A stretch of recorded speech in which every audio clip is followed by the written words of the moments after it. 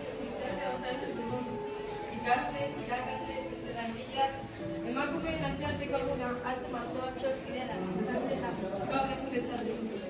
Eman egoa bertzitasuna, horrei azalko emakumeen eskubidea esparru bertzitar zabaltzen. Bertzitasunaren arloan, goberamenak egin diren arren, bertzitasuna ez da lotzen bermatzen. Egunero zaindu, babestu eta zabaldu beharreko espazioa da. Berdintasuna eta respetua gure egunerokoan izan behar ditugu presente. Horregatik, ikasgeletan hezkidetzaren aldeko apustua egiten dugu. Aste honetan, bereziki, hainbat jarduera burutzen ari gara gero. Eta hauekin batera, berdintasunari leko handiagoa ematen jarraitzeko deia egiten dugu. Gure mezua lau etxetara zabaldu nahi dugu. Denon eskubideak sendotzen jarraitzeko. Beti ere berdintasunaren bidea. Aurren esaten dugu.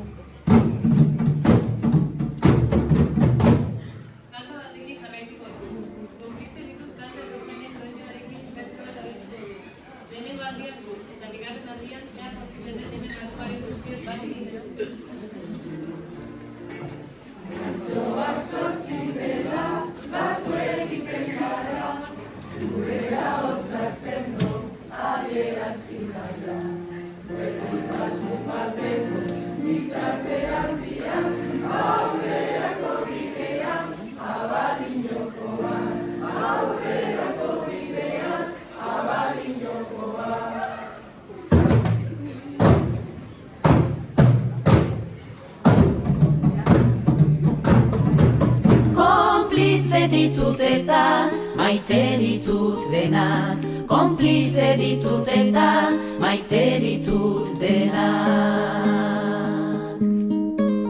Konplize ditut eta maite